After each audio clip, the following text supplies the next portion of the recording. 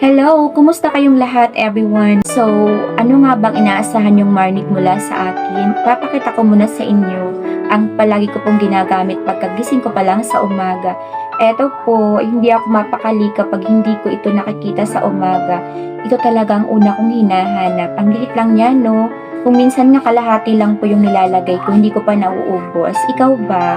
Malakas ka bang uminom ng kape o gatas? Sa umaga pa lang pagkagising, paboritong tasa ay agad hahanapin, bubuksan ang lalagyan ng gatas ko upang magtimpla at mainitan ang tiyan ko. Ikaw, coffee or milk lover ka ba? Well, kung ako naman, gatas lang ay sapat na. Kaya lang kung minsan ay no choice ako, lalo kapag ubos na ang gatas ko, kape na lang ang iniinom ko. Kay sarap magmuni-muni, diba?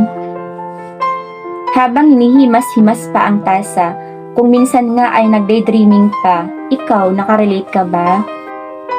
Ang tulang ito ay paalala, anuman ang suwak sa iyong panlasa, coffee or milk lover ka man, palagi nating tatandaan. Ang pagkapit natin sa tasa, parang tayo lang diba? Kahit nahihirapan kung minsan, patuloy pa rin lumalaban. Ngayon, literal na kape or gatas ba ang tinutukoy ko? Pakinggan mo ang lahat ng sasabihin ko. Higpitan pa natin ang pagkapit sa kanya, gaya ng paghawak natin sa ating mga tasa. Upang hindi matapon ang nasa loob nito, diba? Diba no, kapag umiinom tayo ng kape o gatas, talaga naman po ingat na ingat tayo para hindi matapon ang nasa loob nito. Dandahan natin itong ilalapit, diba, sa ating mga labi, and then ating aamoy-amoyin ang bango niya, lalo kapag talaga namang mainit-init pa, diba? Nakakaingan yung inumin ang anumang nasa loob nito. Tara mga lalabs ko, inom muna tayo ng gatas. Ito yung iniinom ko ngayon. Yes po, ito yung pampatulog ko. Hindi talaga ako makatulog sa gabi kapag hindi ako nakakainom ng gatas mo. Kala mo naman baby. Pinong baby lang po. So ayan, inom muna ako bago ako magpaliwanag. O diba, kailangan dahan-dahan guys, ating namnamin kung ano yung iniinom natin. Huwag po nating madaliin. Kumbaga, namnamin po natin kung ano yung iniinom natin. Diba, para mas malasahan pa natin yung sarap. This is the moral lesson. The way how we hold the cup of coffee or milk is a simple reminder of hope and strong faith in God.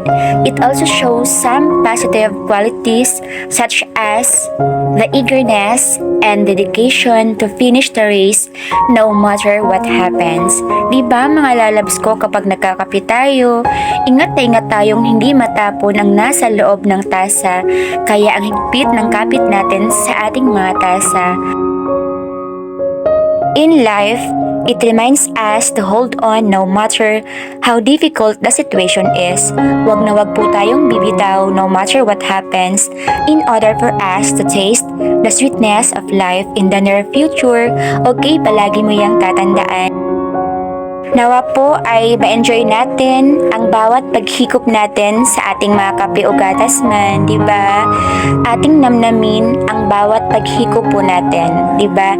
Dahil anumang oras, maaaring magbago ang takbo ng sitwasyon at pagkakataon.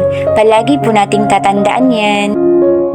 Sa taong nasa harapan ko ngayon, nawa ay namnamin mo ang bawat paghikop sa iyong kape, di ba? Kailangan po sa bawat pagkakape natin or pag-inom natin ng gatas, palagi nating iisipin na wow, masarap pa ring mabuhay sa mundong ito. Yan po ang palagi nating tatandaan. Kasabay ng paghikop sa ating mga kape o gatas, palagi din nating tatandaan na marami pang magagandang i-offer sa atin ng mundo. Ito po ay simpleng paalala with love and care. Mag-iingat kayo palagi ha. Bye everyone. God bless us all.